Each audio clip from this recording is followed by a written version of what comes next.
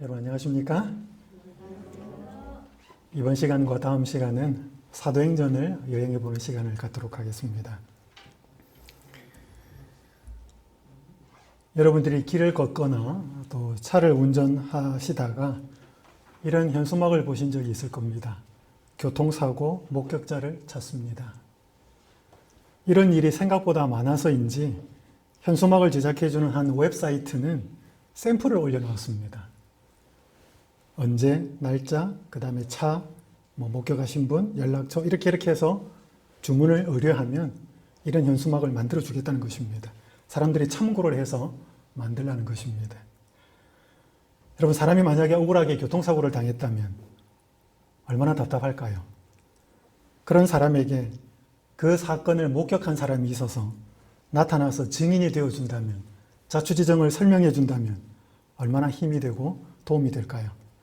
오늘과 다음 시간 이 사도행전을 통해서 사도행전을 여행하면서 증인이 얼마나 중요한지, 어떤 역할들을 하게 되었고 그들이 그 능력이 어디에서 나왔는지, 어디에서부터 시작되었는지 살펴보도록 하겠습니다. 사도행전을 시작하면서 전체 여행 가이드를 좀 드리면요. 하나의 주제절, 두 개의 키워드, 핵심 단어와 그것들을 연결하는 하나의 연결 키워드. 그래서 어떻게 보면 세 단어입니다. 사도행전 전체의 주제절은 1장 8절입니다. 오직 성령이 너희에게 임하시면 너희가 권능을 받고 예루살렘과 온 유대와 사마리아와 땅끝까지 이르러 내 증인이 되리라 하시니라. 여기에 성령과 예루살렘에서부터라고 하는 키워드를 좀 가지고 왔습니다. 기억하십니까?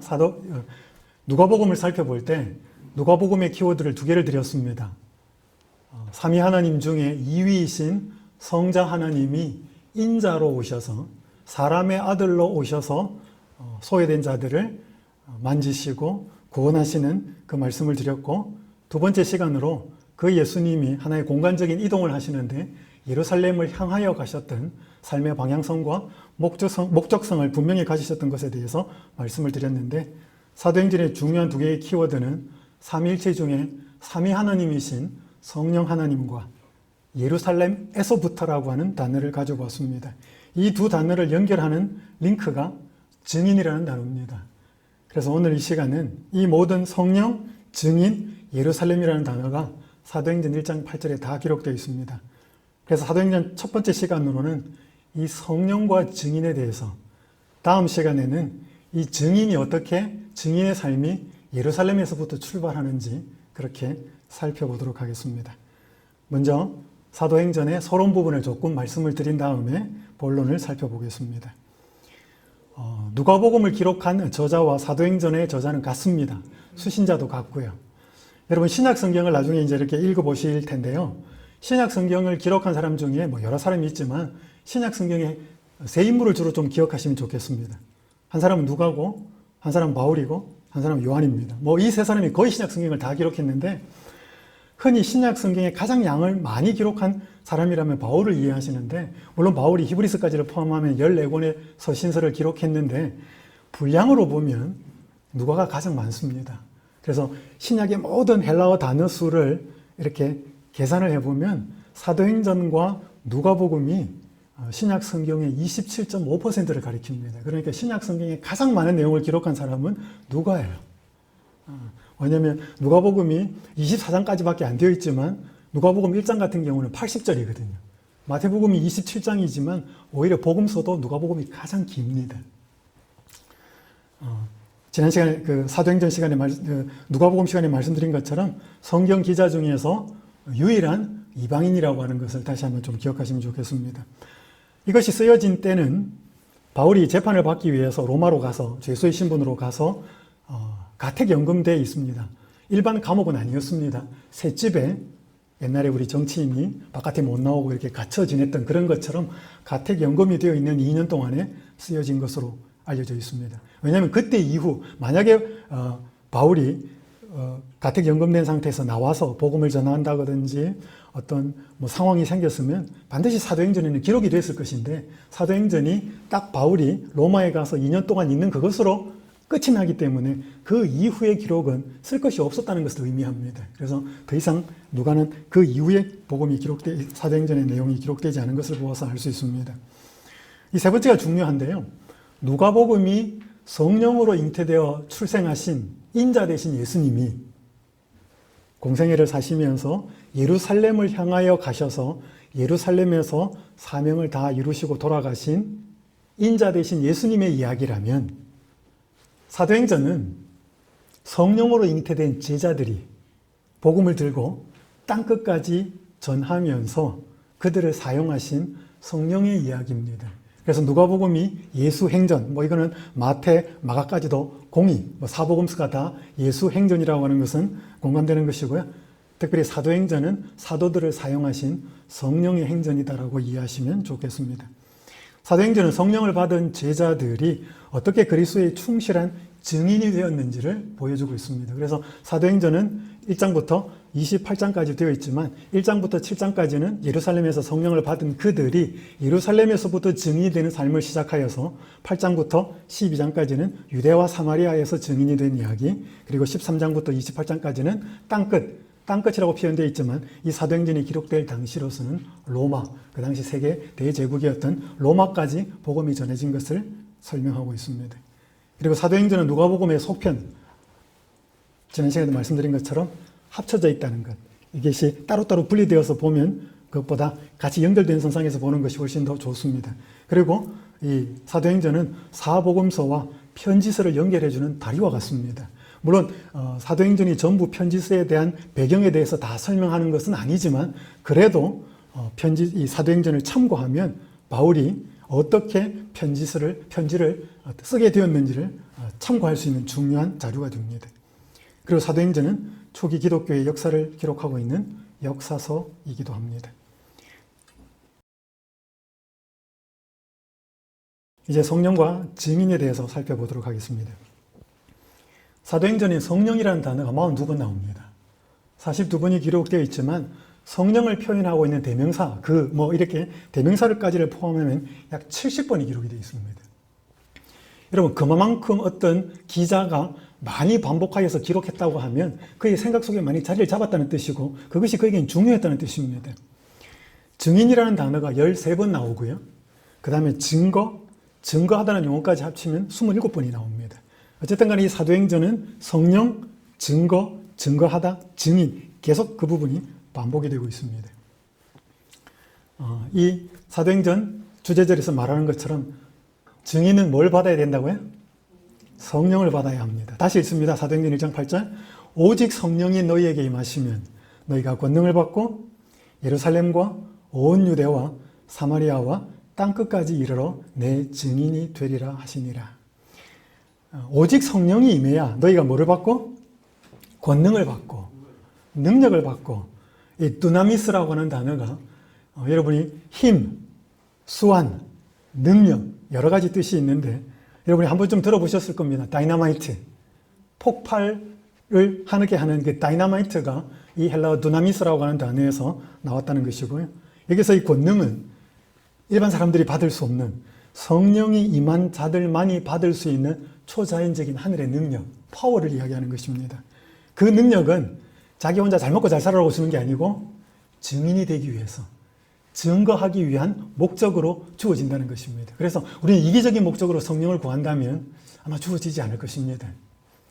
이 증인이라고 하는 단어, 마르투레스, 이 의미의 뜻은 자기가 보았고 자기가 들어서 알게 된 것을 증거할 수 있고 증언할 수 있는 사람, 그런 사람을 뜻합니다. 여러분, 그래서 초기 기독교에 이렇게 자기가 보고 들은 것을 말하지 않을 수 없어서 증거하다가 많은 사람들이 죽었습니다. 그래서 순교자가 나왔죠. 그래서 이 증인이라는 단어에서 나온 또 다른 단어가 순교자라는 단어입니다. 제자들은 예수님에 대해서 많이 보고 들었습니다.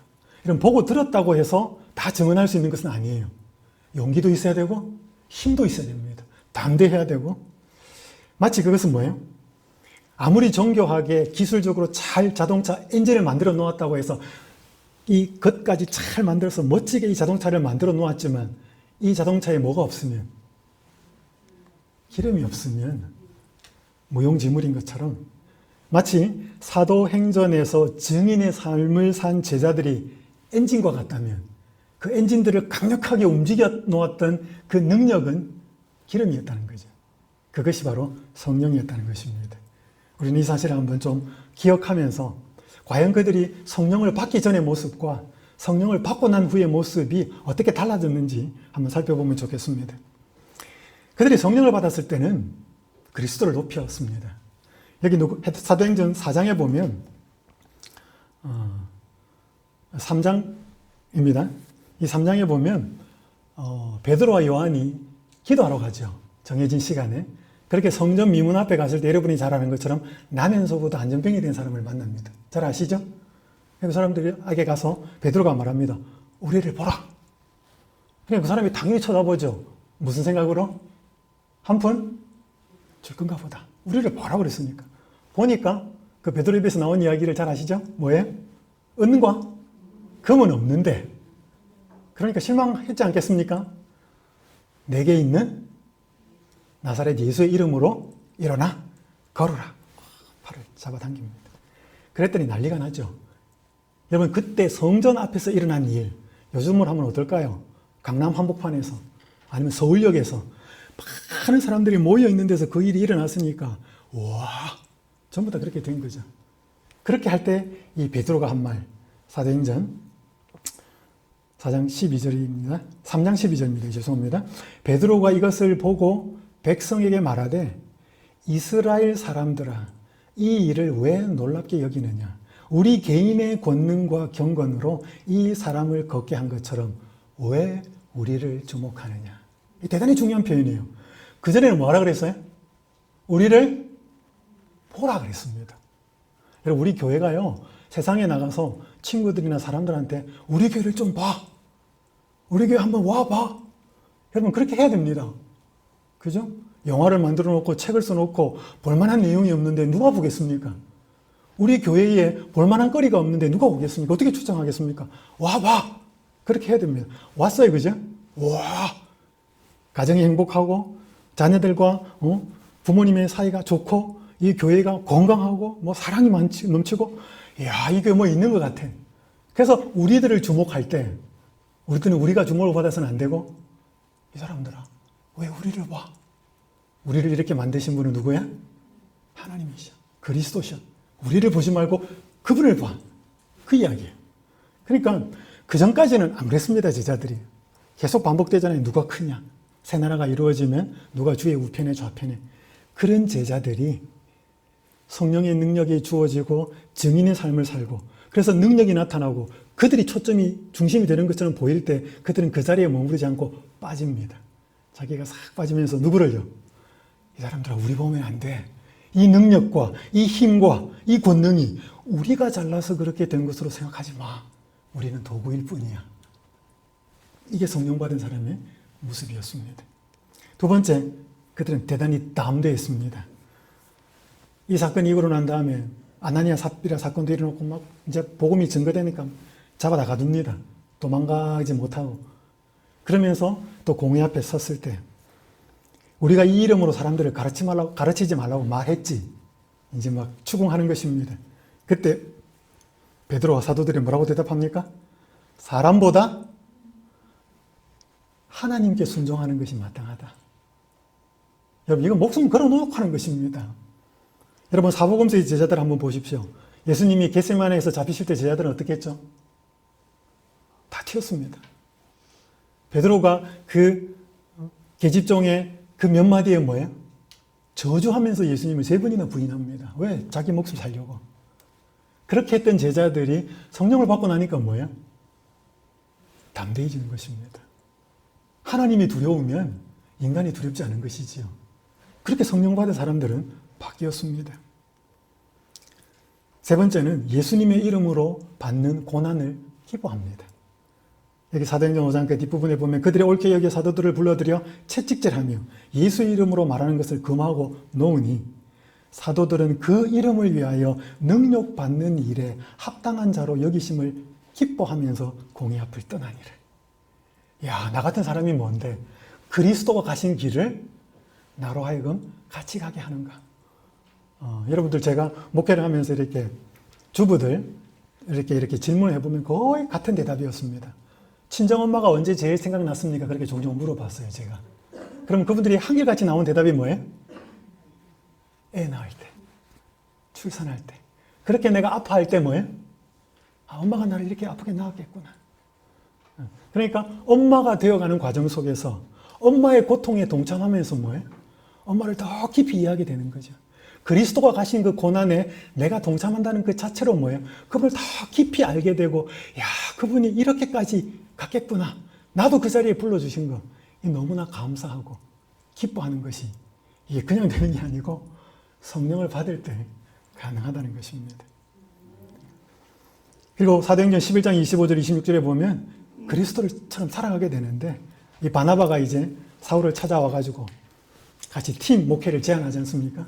그러면서 이 안디옥에서 1년 동안 열심히 사람들을 가르치고 말씀을 전했을 때 그 제자들이 안디옥에서 듣게 된 호칭이 있었습니다. 잘 아시죠? 그리스도인. 이 의미가 뭔지 아시죠? 그들의 말과 그들의 행동이 그리스도와 같았기 때문에. 예수님 말하는 게 저 사람들한테 나타나고 예수님의 사랑과 행동이 저 사람들한테 나타나니까 그렇게 이름이 붙여진 거죠. 그리스도와 같은 사람이다. 그리스도인. 우리가 이 호칭을 우리가 교회 다니는 신자에게 많이 붙이지만 이 원래의 의미를 생각한다면 참 붙이기가 부끄러울 때가 많습니다. 그러니까 여러분, 증인의 삶은 말로도 하지만 뭐예요? 삶이 달라진다는 것이죠. 그리스도가 보여지는 삶, 성령 받은 삶인 것이죠.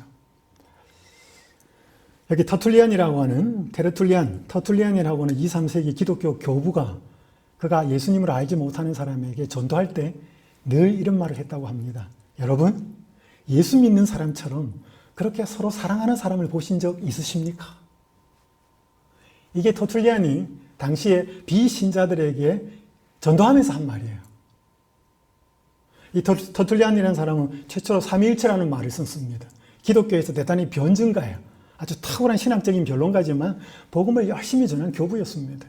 그 사람들이 바깥에 나가서 예수 안 믿는 사람들에게 증거할 때, 여러분, 예수 믿는 사람처럼 그렇게 서로 사랑하는 사람을 보신 적이 있습니까? 그렇게 전도하고 다녔다는 거예요. 그러니까 그 당시 초기 기독교의 교인들, 그리고 성령을 받은 사람들은 곧 무슨 사람으로 통했는가 하면 사랑하는 사람, 사랑할 줄 아는 사람, 그런 사람으로 통했다는 것입니다. 여러분, 여기에 그리스도처럼 살아가는 모습, 그리스도를 위하여 고난을 받는 것을 기뻐하는 모습, 아주 담대하고 두려워하는 모습, 사람을 두려워하지 않고 아주 담대한 모습, 두려워하지 않고, 그 다음에 그리스도를 높이는 이런 모습들이 오늘 우리의 모습과 좀 가까운가요? 거리가 먼가요? 이런 모습들이 그냥 주어지는 죄된 본성을 가진 인간의 모습이 아니라 성령을 받은 자의 모습이라는 것이고, 그들이 증거의 삶을 살 때 나왔다는 것입니다. 자, 그러면 이제 제자들이 어떻게 이런 성령을 받게 되었는지, 그래서 증인의 삶을 살게 되었는지 살펴보기 전에 우리가 다 아시는 것처럼 오순절에 제자들에게 성령이 임하지 않습니까? 그 성령이 임했다는 것을, 우린 제자들이 성령을 받았는데 하늘에서는 도대체 무슨 일이 일어났기에 제자들에게 풍성하게 성령이 임했냐 하는 것입니다. 여기 시편 133편 1절에서 3절까지 되는 시편 133편 1절 이렇게 말합니다. 보라, 형제가 연합하여 동거하며 어찌 그리 선하고 아름다운고, 머리에 있는 보배로운 기름이 수염 곧 아론의 수염에 흘러서 그 옷깃까지 내림 같고 헐몬의 이슬이 시온의 산들에 내림 같도다. 거기서 여호와께서 복을 명하셨나니 곧 영생이로다. 여러분, 이 시편 133편은 다윗이 썼는데 언제 썼는가 하면 다윗이 사울의 위협을 피해서 아둘람 굴에 피해 있을 때였습니다. 그때 이 사울이 통치를 제대로 못하니까 원통하고 서운하고 고통받는 사람들, 다윗의 친구들과 친척들이 다 그 아둘람 굴에 모였어요. 한 많은 사람들이. 근데 여러분, 한 많은 사람들이 모여서 되게 짜증내고 치고받고 살았을 것처럼 보이지만 거기에 모인 곳은 거의 천국 같았습니다. 여기 보니까 형제가 연합하여 동거하며 어찌 그리 선하고 아름다운 거. 그 아둘람 굴에 모였던 사람들의 상황을 설명하는 거예요. 그러면서 뭐예요? 다윗이 자기들과 함께 있었던 그 형제 간의 사랑이 얼마나 큰지 두 가지 비유를 설명해요. 그 비유가 뭐냐면 머리에 있는 보배로운 기름, 기름이 부어졌는데 수염, 곧 아론의 수염이 흘러서 그의 어깨까지 내린 것 같고, 여러분 이 장면이 뭐 같아요? 아론, 기름, 옷. 이게 어떤 장면 같아요? 대제사장인 아론이 위임식 하는 장면이에요. 기름 쭉 부어가지고 뭐예요? 뚝뚝뚝 타고 나서 기름 흘러내리는 그 장면을 이야기하는 거예요. 여러분, 그 사랑하는 사람들이 너무 이렇게 사랑스러운 눈빛으로 막 이렇게 서로를 바라보고 있을 때 사람들이 보통 뭐라 그래요? 눈에서 꿀이 떨어진다 그러잖아요. 하트 뿅뿅 이렇게 막 그렇게 표현하는 것처럼 그들이 형제 사랑이 뭐예요? 그 아론의 머리에 부어진 기름이 옷깃을 타고 수염을 타고 이렇게 쭉쭉쭉 흘러서 떨어지는 것과 같았다 이 말이에요. 그렇게 사랑스러웠다 이 말이에요. 꿀 떨어지는 것처럼. 또 하나의 표현은 헐몬의 이슬이 시온의 산들에 내린 것 같다. 이 헐몬은 헤르몬산이에요. 팔레스타인 지도에서 훨씬 북쪽에 있는 이 헤르몬산에는 눈이 내린 곳입니다. 이슬이 내려서 이렇게 쭉 이렇게 예루살렘까지 내려오는 요단강으로 들어오는 그 상황을 이야기하면서 뭔가 그들에게서부터 위에서부터 주어지는 더 큰 뭐가 있었다는 거예요. 그것이 그 형제 사랑을 가능하게 했다는 거예요. 그러면서 뭐예요? 제사장의 머리에 부은 기름이 옷깃을 타고 뚝뚝뚝 떨어졌다는 것을 설명하는데 이게 어디서부터 떨어졌는가 하면 오순절에 하늘에서부터 떨어집니다. 그래서 사도행전 38쪽, 39쪽에 이렇게 기록합니다. 하늘문으로 들어가신 그리스도는 천사들의 경배를 받으시며 보좌에 오르셨대. 이 예식이 마쳐지자마자 성령은 풍성하게 제자들에게 쏟아져 내렸대. 그리고 그리스도께서는 과연 영원부터 아버지와 함께 가지셨던 모든 영광으로 영원롭게 되셨다.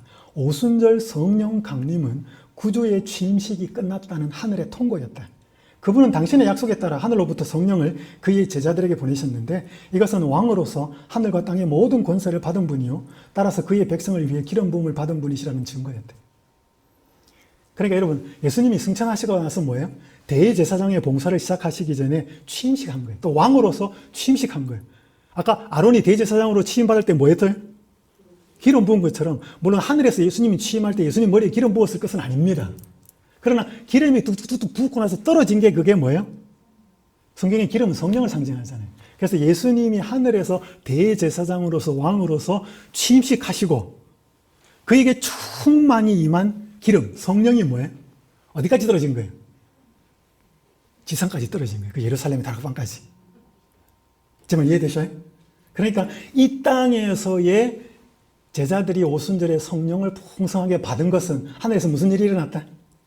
하늘에서 왕으로서 대제사장으로서 하늘 성소를 봉사하는 그분의 하늘 성소의 봉사의 시작을 가리키는 것입니다. 그래서 하늘과 땅이 뭐 하고 있는 거죠? 연결되어서 사역하고 있는 것을 보여주는 것입니다. 마치 이거 뭐예요?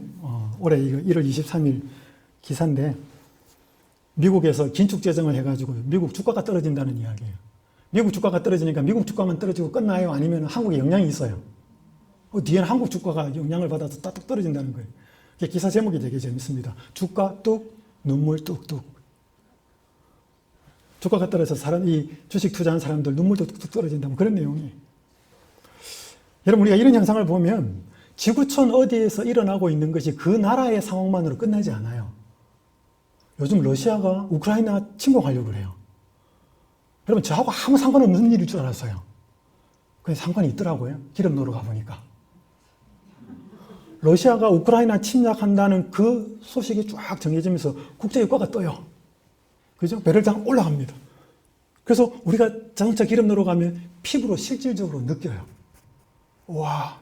그래서 요즘 사람들이 지구촌, 진짜 뭐예요? 저 멀리서 일어나는 사건과 사고들이 우리하고 무관하지 않다는 거예요. 여러분, 이런 것을 보면 하늘도 우리와 무관하지 않습니다. 이 땅에서 일어나는 우리의 삶 속에 하늘이 무관하지 않아요. 이 땅에 우리가 아파하면 하늘도 아파할까요? 잘 모르십니까? 여기 시대소망 356페이지 이렇게 기록합니다. 사람이 한숨 짓고 고통을 느끼고 슬픔을 당하는 것은 무엇이나 다 하늘 아버지의 마음에 파동을 일으킨다. 우리가요, 신자들이 가슴이 아파하고 힘들어하면 우리 하나님 아버지가 이 마음속에 파동이 일어난다는 거예요. 여기에서 일어나는 일이, 우리에게 일어나는 일이 거기에 계신, 하늘에 계신 그 하나님께 영향을 미친다는 거예요. 여러분, 하늘에서 일어나는 일도 우리에게 영향을 미칠까요? 여러분 그걸 제대로 알아야지 남은 백성이 됩니다. 하늘 성소에서 하늘 지성소에서 무슨 일이 일어나는지를 무관하지 않고 예수가 어디로 가든지 그 예수를 보고 따라가는 자가 14만 4천이라고 성경에 기록되어 있지 않습니까? 하늘은 제자들의 삶과 무관하지 않습니다. 오순절에 제자들이 성령을 풍성히 받았다는 것은 하늘의 만왕의 왕으로서 대제사장으로서 하늘 성소에 취임하신 그분의 취임식 결과였다는 사실을 기억하시면 좋겠습니다. 자, 그럼 이제 오늘 중요한 말씀은 제자들은 어떻게 성령을 받았는가 두 가지로 말씀을 드리겠습니다. 첫 번째, 자신들이 감당해야 될 사업의 성질과 범위를 깨닫습니다. 예수님이 돌아가시 후에 부활하셔서 제자들을 40일 동안 재교육을 시킬 때, 제수를 시킬 때 그들에게 알려준 것은 죄 사함을 받게 하는 회개가 예루살렘에서부터 시작하여서 모든 족속에게 전파될 것이라고 말씀하셨고 너희는 이 모든 일의 증인이 될 거다 라고 말씀하셨습니다. 여러분 이 사실을 제자들이 알았을까요? 처음부터? 관심 없었어요. 예수님이 새 나라를 만들면 거기서 뭐 할까? 한자리 할까? 그것만 늘 생각하고 있었지. 그들이 뭐 어떤 일을 해야 되는지는 몰랐습니다. 근데 이거를 예수님이 가르쳐 주시면서 조금씩 깨닫게 됩니다. 여기 사도행전에 보면 이렇게 기록합니다. 그들은 그들의 사업의 성질과 범위를 깨닫고 그들에게 위임된 진리를 세상에 선포해야 한다는 것을 깨닫기 시작했대요. 그러면서 여러분 이 바울에 관한 기록인데 바울이 예루살렘에 3차 전도여행을 마치고 선교여행을 마치고 돌아가려고 할 때 들려오는 소식은 좋지 않습니다. 가면 죽을 거다. 가지 마라. 그런 이야기를 할 때 계속 갑니다. 그때 한 바울의 말이 뭔가 하면 내가 달려갈 길과 주 예수께 받은 사명, 곧 하나님의 은혜의 복음을 증언하는 일을 마치려 하면 나의 생명조차 조금도 귀한 것으로 여기지 않았다고 기록합니다. 여러분 여기에 두 끝이 명자로 끝나는 단어가 있습니다. 사명, 생명. 보통 사람에게는 사명이 중요해요? 생명이 중요해요? 보통 사람에게는 생명이 제일 중요합니다. 근데 이걸 바울에게는 어땠어요? 내 생명보다 더 중요한 게 뭐다? 사명이다. 여러분, 이 바울이 이걸 깨달았잖아요? 그럼 바울만 아니라 제자들도 이걸 깨닫습니다. 이게 얼마나 엄청난 일이라는 것을. 제가 고등학교 다닐 때 국어 교과서에 나오는 한 글이 이런 것이었습니다. 조문도 석사가의. 아침 조자에, 들을 문자에 도할 때 도자입니다. 석, 저녁에 사, 죽어도 가의 좋다. 아침에 도를 들으면 저녁에 죽어도 좋다. 이제 고등학교 2학년 때가 1학년 때가 나온 국어 교과서인데 너무 말이 멋있었습니다. 이게 막 외워졌습니다, 그냥. 공자가 한 말입니다. 논어에 나오는 이야기인데. 여러분, 어떤 도를 들으면 아침에, 이 듣다는 말은 그냥 듣는 게 아니고 깨닫는 거죠. 도를 깨달으면, 어떤 도를 깨달으면 저녁에 죽어도 좋을까요? 여러분, 우리 쓰는 말 중에 죽어도 여한이 없다. 어떤 도를 깨달으면 죽어도 괜찮을까요? 예수 그리스도. 예수 그리스도도 도입니다. 도. 우찌무라 간조라고 하는 일본의 개신교의 유명한 사상가가 있습니다. 크리스찬이죠. 일본의 상 큰 부자가 명성이 차차한 이 우찌무라 간조를 저녁 식사에 초대합니다. 엄청나게 차려놓고 대접을 합니다. 근데 우찌무라 간조 선생이 별로 말이 없어요. 밥을 이렇게 잘 먹고 그냥 가다가 인사를 합니다. 근데 그 인사가 아주 모욕적인 말이었습니다. 잘 먹었다 이 돼지야. 그러니까 이 사람이 너무 황당했습니다. 기껏 불러서 식사 대접을 잘 했는데 그 훌륭한 고귀한 인격을 가진 우찌무라 간조 선생이 가면서 뭐예요? 잘 먹었다 이 돼지야. 그 앞에서는 내색을 못하고 집에 들어와서 밤에 잠이 안 옵니다. 도대체 그 사람이 왜 이런 표현을 썼을까? 생각이 점점 깊어집니다. 그분의 인품으로 보아서 말을 함부로 할 사람이 아닌데 생각해 보니까 자기 삶이 뭐예요? 잘 먹고 잘 사는 삶이었습니다. 자기가 보니까 이 말이 진짜 맞아요. 잘 먹고 잘 살다가 그저 소망 없이 죽어가는 돼지 같은 삶이었다는 것을 깊은 깨달음을 얻고 다음날 우찌무라 간조를 찾아갑니다. 그 말씀을 해주셔서 감사합니다. 그러면서 회개를 해요. 이것도 이렇게 들을 사람이나 하지 저희가 그렇게 말하면 목회 못합니다. 여러분, 제자들의 생각이 바뀝니다. 잘 먹고 잘 살기 위한 그 욕망에서 하나님 나라의 사업과 성질을 깨닫고 땅끝까지 이르러 증인되어야 한다는 사실을 깨닫기 시작해요. 이건 놀라운 깨달음이었습니다. 그런데 여러분, 그 깨달음과 자기 자신들의 모습을 보니까 비슷해요? 합당해요? 자격이 있어요? 없어요? 자신들이 그 사업에 적합한 자가 아님을 깨닫고 회개합니다. 합당한 자가 되기를 간절히 기도합니다. 제자들은 약속이 성취되기를 기다리면서 참된 회개로 그들의 마음을 겸비하게 하고 그들의 불신을 자복하였다. 그들이 과거의 3년을 다시 살 수만 있다면 그들은 얼마나 다르게 행동할 것인가를 생각하였다. 제자들은 사람들을 만나기에 적합하게 되도록, 그리고 매일의 교제에서 죄인들을 그리스도께 인도할 수 있는 말을 할 수 있도록 매우 열렬히 기도하였다. 밑에 빨간 글자, 저희를 영혼 구원 사업에 적합하게 해줄 거룩한 정렬을 달라고 주께 부르짖었대. 완전히 생각이 바뀌죠. 그러니까 하나님의 그 사업의 위대한 높은 목적과 그 어마어마한 사업을 아니까 자기들이 너무 부족한 거예요. 나는 합당하지 않다. 근데 주저앉아 버리고 끝내지 않습니다. 그 상황에서 뭘 해요? 하나님, 그러면 그 일을 하는데 적합한 사람이 되게 해주십시오. 어떻게 선교할 수 있고 어떻게 그리스도께 사람들을 인도할 수 있는 말을 할 수 있을지 그 말을 하게 해달라고, 그리고 그 정열과 그 열정과 그 마음을 달라고 기도하기 시작합니다. 아까 말씀드린 것처럼 성령은 우리 개인의 욕망과 이기적인 목적을 채우기 위해서 주는 게 아니고 그리스도를 증거하기 위해서 증거하기 원하는 사람에게 부어지는 것입니다. 대한민국 지성인들 중에서 대표적으로 이혜영 씨가 있는데, 이혜영 씨가 딸 때문에 신자가 됩니다. 그러니까 주변에 있었던 많은 학식 있는 사람들이 나무랍니다. 그냥 조용히 예수님을 믿으면 조용히 그냥 속으로 믿지, 뭐 그렇게 공개적으로 교회까지 나가고 떠들고 하냐고. 그때 그렇게 말하는 친구들에게 이혜영 씨가 한 말이, 명예를 달라면서 글을 썼더니 명예가 생기더래. 돈 벌려고 애쓰니까 되더래. 또 병 때문에 병원에 다니니까 나아지더래. 그런데 어느 날 너무도 외로워서 극장에 가서 영화를 봐도, 내가 좋아하는 글을 봐도 마음은 채워지지 않고 이 세상에 나 혼자구나 라고 느껴졌다. 절대 고독을 느낄 때, 즉 영혼이 가랄 때, 목마를 때, 수돗물이든 1급수든 2급수든 보통 물로는 채울 수 없는 갈증을 느낄 때 어디로 가는 거예요? 도로 친구들한테 묻는 것입니다. 왜 신자가 됐느냐고 묻는 물음이 뭐야? 내가 다 해봤다는 것입니다. 근데 내 마음이 공허하더라는 것입니다. 그때 내가 어떻게 할 수가 없었을 때, 이 물로는 채울 수 없고 영혼의 목마름이 있는데 당신들 어디로 가느냐 이 말입니다. 나는 예수한테 가서 찾았다는 것입니다. 그 고백이에요.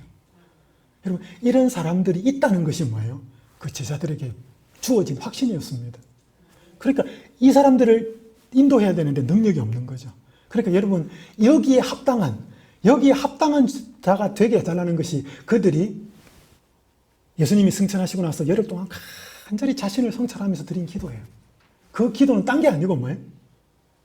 증인의 삶을 올바로 살 수 있는 자가 되게 해달라는 기도가 그들이 열흘 동안 드린 간절한 기도였습니다. 그래서 A.W. 토저는 이렇게 말합니다. 성령 충만의 정도는 어디에 비례하는가 하면 참된 갈망의 강도와 일치한다. 우리가 성령으로 충만하게 되기 이전에 충만하게 되고자 하는 뭐가? 열망이 불타오르지 않으면 안 됩니다. 여러분이 돈을 많이 벌고 싶으십니까? 어떤 사람이 돈 버는지 아셔요? 돈을 정말로 벌고 싶은 절박함이 있는 사람이 돈 법니다. 여러분, 어떤 사람이 공부 잘하는지 아셔요? 제가 SDA 3육 외국어학원, 지금 SDA 교육에 제가 일할 때였습니다. 한 번에 신촌에 제가 부목사로 있었는데 1단계부터 2개월씩에서 6단계 1년 과정인 그건 이제 졸업식이 있습니다. 그 졸업식은 멋지게 합니다. 가운도 쫙 입고 졸업 스피치도 하고. 그래서 한번 졸업식이어서 가게 되었습니다. 학원생 중에 졸업생 몇 명이 있어서. 근데 졸업생 중에 한 명이 스피치를 하는데 이 학생은 이화여대 학생이었습니다. 제가 신촌에 있었으니까 그 학교 주변에, 학원 주변에. 근데 이 아가씨가 어디에 사는가 하면 집이 인천이라고 했습니다. 인천에서 자기 학교까지 와야 되는데 몇 시 수업을 듣냐면 아침 7시 수업을 듣는 것입니다. 아침 7시 수업 듣기 전에 어학 실습 30분을 랩을 들어야 되거든요. 그럼 6시 반까지 와야 돼요. 그럼 인천에서 지하철 첫 차를 타면 5시래. 그걸 타고 와야 6시 반까지 오는 것입니다. 그렇게 수업 2시간 듣고 학교 수업하러 가는 것입니다. 여러분, 그렇게 해가지고 1년 동안 단 한 번도 결석하지 않고 매일 그래서 딱 1년 만에 6단계 졸업하고 나가는 학생의 스피치를 들었습니다. 그 학생의 어떤 스피치를 들으니까 정말로 영어를 잘하고 싶은 그 마음이 막 온몸으로 느껴졌어요. 그것이 그 여학생의 잠을 깨우는 것입니다. 새벽 5시 첫 차를 타고 가서 한 번도 지가 결석하지 않도록 그렇게 그 여학생을 몰아간 거죠. 절박함. 그래서 여러분, 방법은 별로 중요하지 않습니다. 진짜 그 절박함이 계속 내 마음속에 살아있으면 뭘 해도 합니다. 그게 공부라면 공부적으로 튈 것이고, 그게 돈이라면 돈 쪽으로 튈 거고. 근데 오늘 우리의 뭐에 대한 절박함? 영혼을 그리스도께로 인도하기 위한 절박함. 우리에게 이게 있냐는 것입니다. 이게 있어가지고 기도를 해도 이게 안 되면 밥맛도 없고. 여러분, 제자들은 이게 안 되어가지고 이 마음이 어떻게 할 수 없는 그 부족함을 깨달아서 그 앞에서 거룩한 정열을 달라고, 그 영혼들에게 무슨 말을 해야 될지 그 말을 입에 넣어달라고 그렇게 간절하게 기도했다는 것입니다. 여러분, 이게 그들이 성령 받은 증거예요. 이유예요. 자, 그러니까 일단 우리는 뭘 알아야 되는가 하면 성령의 능력을 먼저 알아야 됩니다. 성령이 누구신가? 물론 성령은 하나님이에요. 근데 성령의 능력을 먼저 알 필요가 있습니다.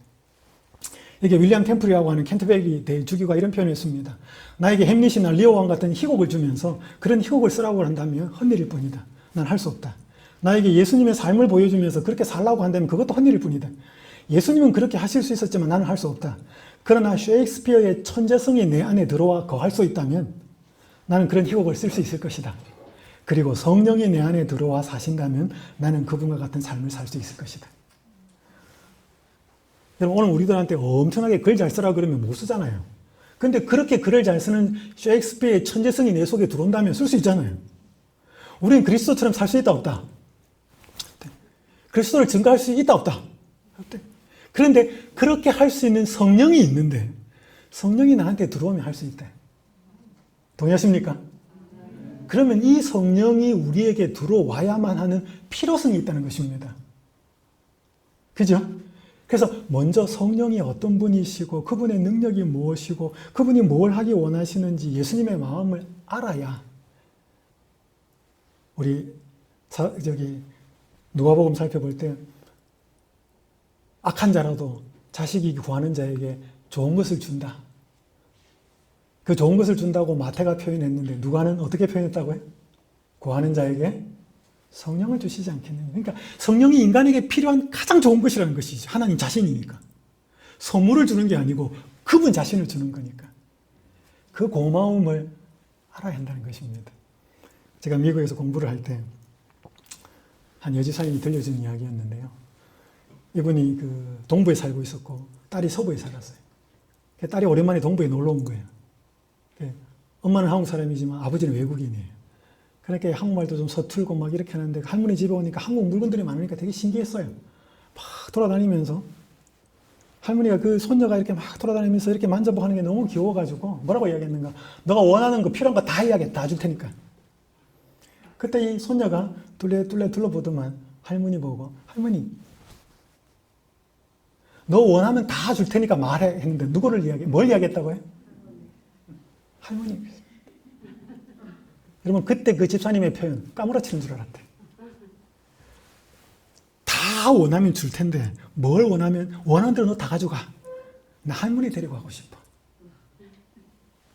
여러분 우리가 선물도 중요하지만 하나님이 주시는 선물도 중요하지만 하나님 그분 자체를 원하는 것이 필요합니다. 오늘 우리한테. 성령은 그분 자신이 주겠다는 것입니다. 아들을 주신 그분께서. 두 번째, 성령의 능력을 알아야 그것이 얼마나 좋은지를 알고 구하는 것이죠. 두 번째는요, 정말 그게 좀 감사했으면 좋겠다는 것입니다. 이게 사도행전 50페이지 이렇게 기록합니다. 시간이 경과했지만 그의 대리자로서 성령을 보내리라던 그리스도의 고별 때의 약속은 조금도 변경되지 않았다. 그때는 주고 지금은 안 주고 그런 거 아니라는 것입니다. 하나님의 은혜의 부요함이 땅으로 흘러내려 사람들에게 이르지 않는 것은 하나님 편에서 어떤 제한을 가하시는 까닭이 아니다. 약속의 성취가 기대한 만큼 나타나지 않는다면 마땅히 감사히 여겨야 할 만큼 그 약속을 감사히 여기지 않았기 때문이다. 원한다면 모든 사람이 다 성령의 충만함을 받을 것이다.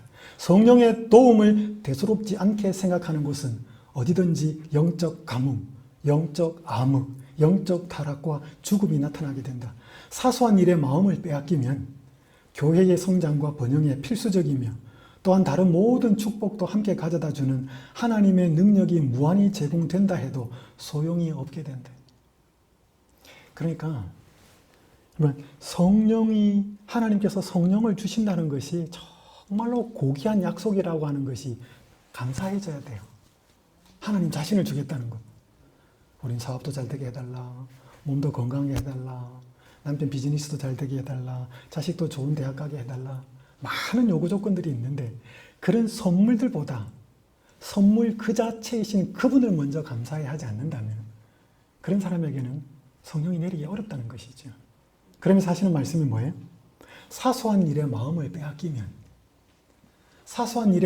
빼앗기면 성령을 내려도 성령을 주셔도 내리는지도 모른다는 것입니다. 여러분이 잘 아시는 찬미가 225장 빈들의 마른 풀같이 잘 아시죠? 빈들의 마른 풀같이 시들은 나의 심령 주님의 허락한 성령 간절히 바랍니다. 감으로 메마른 땅에 단비를 내리시듯 성령의 단비를 부어 새 생명 주옵소서. 이것들이 이 가사에 정말 간절한 기도와 바람이 여러분과 저의 바람과 기도가 되었으면 좋겠습니다.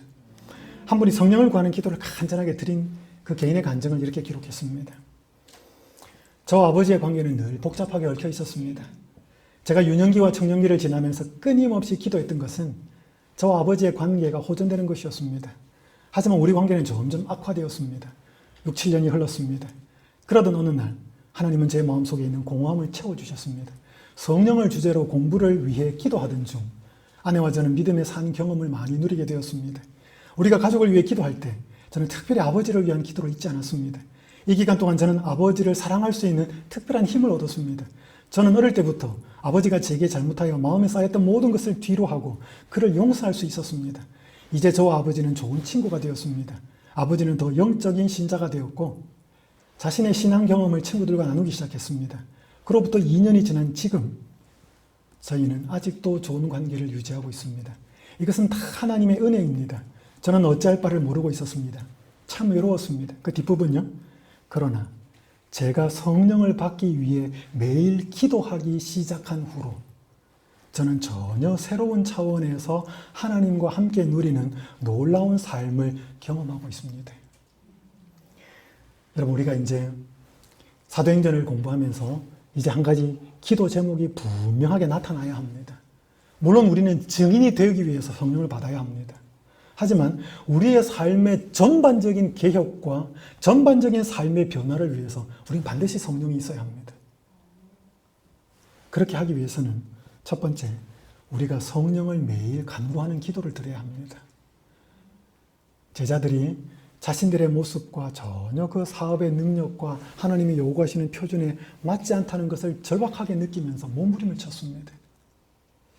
오늘 우리의 마음속에 이런 몸부림과 이런 간절함과 이런 절박함이 있을 때 오늘 우리의 입술로 우리의 삶으로 변화가 나타나는 성령께서 우리에게 주어질 것입니다. 다시 한번 오늘 첫 번째 이 사도행전에 성령, 증인, 이 증인이 입으로만 그리스도를 증거할 뿐 아니라 삶으로서 증거하게 되는 그 증인의 역할을 감당할 수 있는 성령의 약속은 이미 우리에게 주어진 바 되었다는 것 기억하시고 이 중요성과 이 의미와 거기에 대한 하나님에 대한 간절한 감사로 우리의 기도에 성령을 간구하는 기도와 삶이 이루어지기를 간절히 바라면서 말씀을 마치겠습니다.